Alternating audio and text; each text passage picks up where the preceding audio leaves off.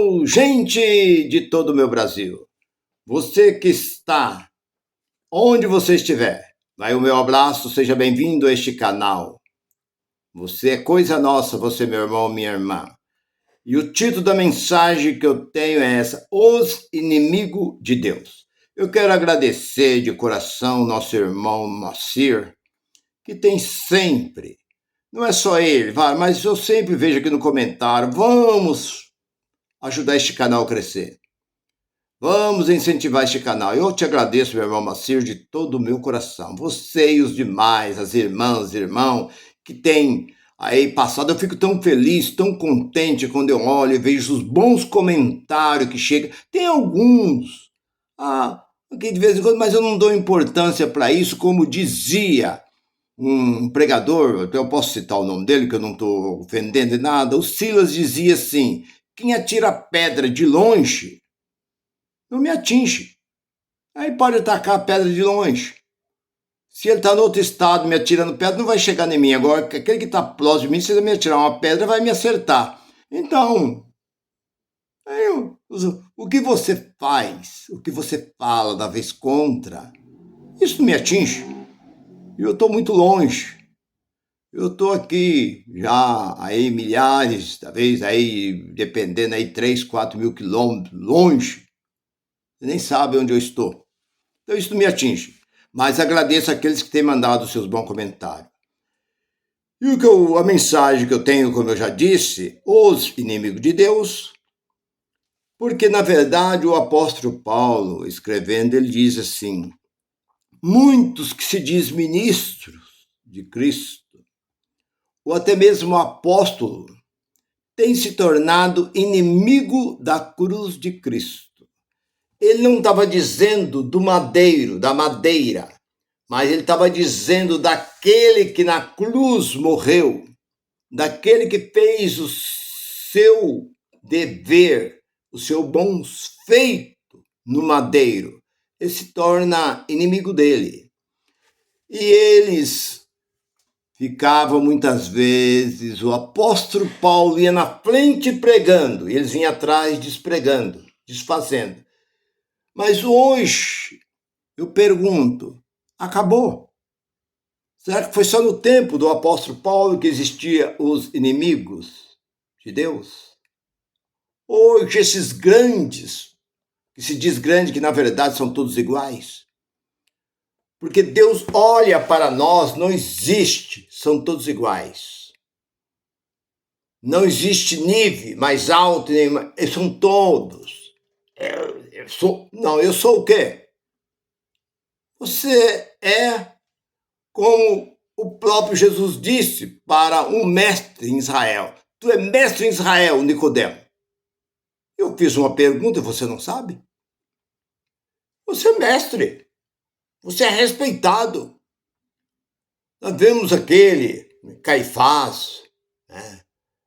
Anás, Caifás, sacerdotes, sumos sacerdotes, homens de nome, de destaque. Mas o que eles representavam diante de Deus? Nada. Porque Deus olha para um nível só. Não existe maior, nem existe menor. Nós somos todos um só. Gálatas 3:28. Somos todos um só perante Deus. Então hoje nós estamos vendo aí os grandes homens que torcem essa verdade. São verdadeiros inimigos de Deus. O que Deus disse faz, eles não fazem. E o que Deus diz não faz, eles vão lá e faz. Porque da mesma forma que eles criticam, por isso que Jesus disse, no capítulo 7 de Mateus, ele diz: não julguei, para que não seja julgado. Com a mesma medida, ou da mesma forma que vós julgar, será julgado, da mesma forma que medir, serão medidos. Então nós vemos que este movimento protestante criticaram tanto a religião católica, a Igreja Católica, e hoje eles fazem pior do que eles. Eles pioraram, Se eles estivessem fazendo igual a Igreja Católica, eu aplaudia eles, mas eles se tornaram piores. Se tornaram a piores religião que existe na face da terra, são esses protestantes. Um senhor falou para mim uma vez, eu já tenho dito e repito de novo. Ele me viu o meu desenvolvimento. Eu dava aula num clube de artes marciais.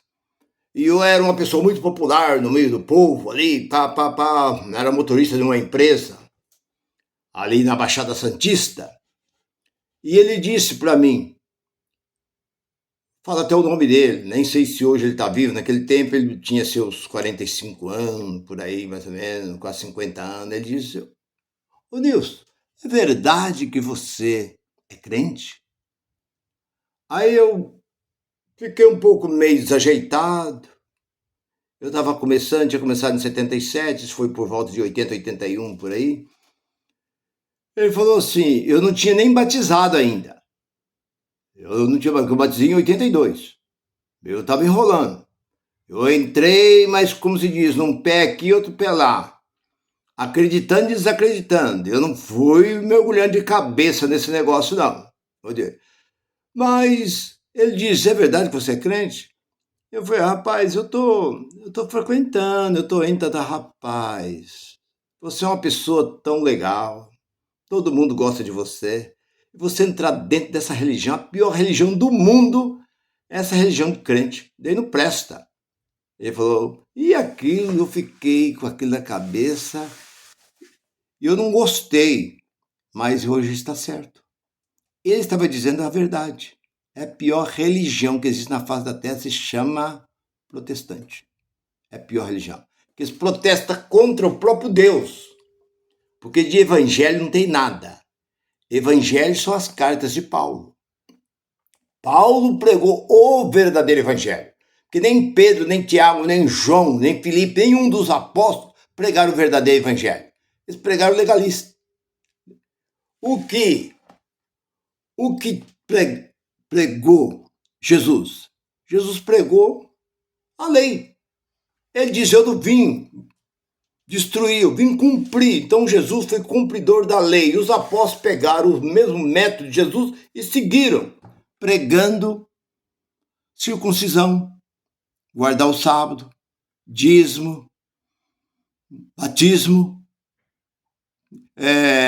jejuar, tudo, reunião de oração, todas essas coisas que fazia o judaísmo.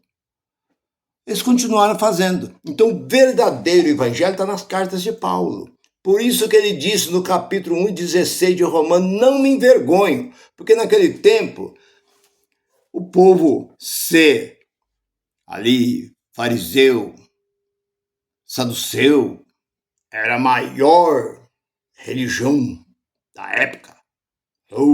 Ali eram os bacana, os grandão, os homens ricos, homens de dinheiro, de posição, que fazia parte deste lugar. Então o apóstolo Paulo saiu lá de dentro e outros começaram a criticar, e ele escrevendo Romanos 1:16 que ele não me envergonhava, porque era o evangelho, era poder. Mas judaísmo e legalismo, lei, não era poder. Porque você pode ver que o apóstolo Paulo foi um homem muito usado por Deus no seu ministério, tanto para escrever essa carta, a revelação que era dado, que ele diz, eu não vivo mais, é Cristo que vive em mim, me parece que Gálatas 2:20. Então, ele tinha tanta certeza, tanta convicção, que ele falava com muita ousadia, e que ele tinha certeza, porque ele visitou o terceiro céu. Deus apareceu a Moisés no Monte Sinai, e Deus apareceu a Paulo no caminho de Damasco e levou ele ao terceiro céu. Então, por isso que se diz assim, que o verdadeiro evangelho está em Paulo. Então, o que acontece hoje com esses falsos? Eles deixaram de pregar o que foi mandado e pregam o que não foi. prego que acabou. Lei é maldição. Você que é aí guardador de sábado, não come isso, não come aquilo outro, você para mim é um tolo. Você está debaixo de uma ignorância. Por quê? Porque Jesus disse, no capítulo 15 de Mateus, o que entra pela boca, 15, lá pelo versículo 17 e 18, ele diz, o que entra não contamina, contamina o que sai. O que sai de dentro de nós é impureza, é o que não presta. E o apóstolo Paulo escrevendo em Coríntios 10 e 25, comei de tudo que se vende no açougue, sem nada perguntar. Não pergunte nada. O que vende no açougue? Roupa, calçado. Comei de tudo que se vende no açougue e nada perguntar. E no versículo 27 ele diz assim, se algum dos infiéis vos convida para comer, sentai na mesa e comei de tudo que colocar na mesa, não pergunte nada. Outra vez ele diz em Colossenses 2, versículo 16 e 17, não vos julguei pelo comer, pelo beber, por lua nova, por festa e por sábado, que todas essas coisas são o quê? Sombra. O que é sombra? Coisa que passa. Tudo isso é sombra. A lei foi dada temporariamente, até que o real vieste, até que o perfeito viesse. Quem era o perfeito? Cristo. Mas os homens não aceitaram. Como não aceitaram naquele tempo, que Jesus disse que mais cego não é aquele que é guiado pela mão do outro. Mais cego é aquele que não quer enxergar. E hoje? Hoje nós vemos aí milhares e milhares, milhões e milhões de religião. Para quê? Para que serve essa religião? Onde eu estava assistindo ontem, eu vi, na Bandeirante, talvez você assistiu a Bandeirante antes, você viu, o escândalo de um movimento aí chamado Bola de Neve, onde tem 500 e 600 denominações espalhadas por todo mundo. O chefe desse movimento foi preso. Por quê? Que a bispa, esposa dele, era espancada, era atacada de todas as formas. E ele fazia dela bem. Aí chegou um ponto que ela cansou. Né? Ela cansou e ela denunciou, ele foi preso. Quer dizer, ela fundou esse movimento, que isso é movimento. Isso é uma blasfêmia chamar de igreja. Eles fundaram esse movimento Bola de Neve. Eu lembro o ano que fundaram esse movimento. E esse movimento cresceu, porque lá, sabe? Então, ela é bispa. E ele é o grandão lá, o apóstolo, fulano de tal. Ele batia na mulher, xingava a mulher, pintava e bordava. Onde a reportagem mostrou aqui para o mundo inteiro ver. E na terça-feira eu vi um outro movimento, esqueci o nome agora, que o pastor tinha aí também várias igrejas, foi preso, porque ele fazia o povo passar os seus bens no nome da igreja e violentava várias mulheres. Foi preso também. Então, esse movimento protestante tem trazido vergonha para o nosso país. Por isso que nós da Graça hoje estamos aí para fazer o quê? Para mostrar aquilo que eles não mostram. Porque eles mostram este livro aqui e aqui, fechado. Mas eles não mostram o que está aqui dentro. Vamos lá, irmão. Capítulo tal, versículo tal. Trazer o dízimo na casa do Senhor, para que haja mantimento da minha casa e fazer prova de mim, diz o Senhor. Eu repreenderei o devorador e mandarei chuva, benção e tal, tá vendo? Em que roubaste? Nos dízimos das ofertas, pá. Seus mentirosos, seus caras de pau. É isso que vocês são. Seus enganadores, seus charlatões. Serve para enganar o povo. Então vocês são o quê? Inimigo de Deus. E nós da graça, louvado seja o nome do Senhor, nós estamos dentro das cartas paulinhas. Nós olhamos para as cartas de Paulo. Paulo combateu muito contra este movimento. E hoje nós da graça combatemos contra este movimento.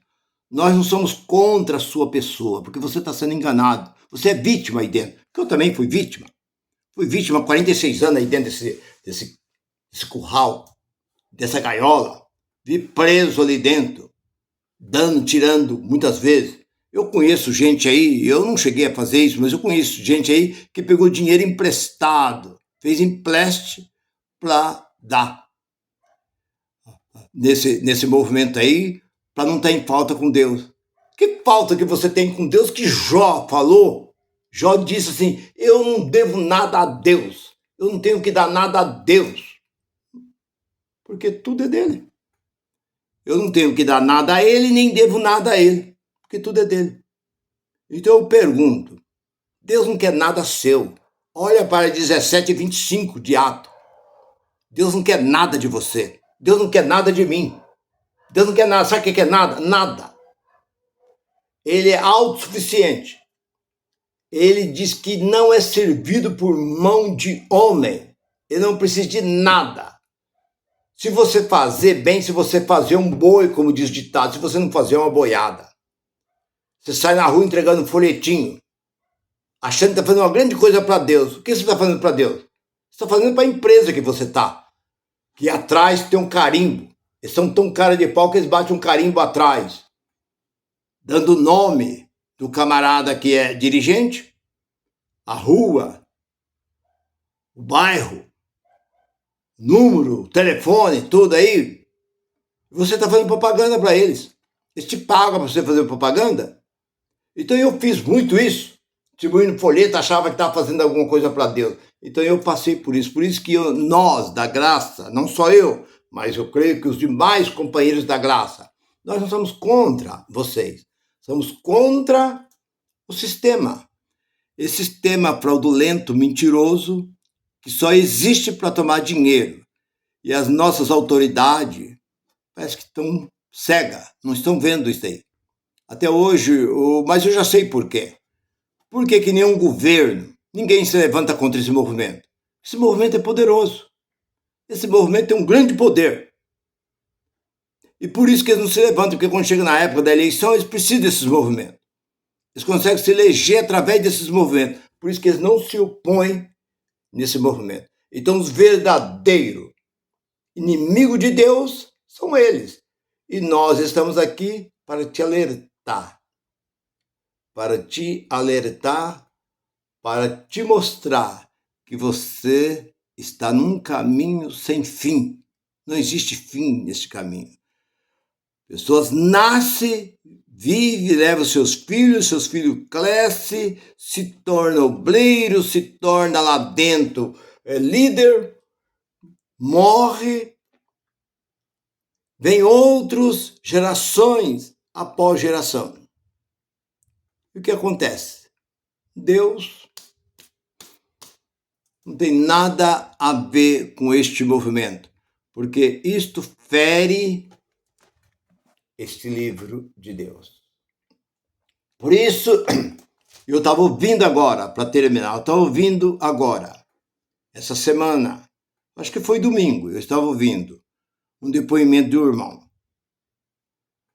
E o irmão estava conversando com o nosso irmão da graça, e ele disse assim, que um pastor aí muito forte aí, um pastor aí, dono de várias igrejas aí, cantando de galo.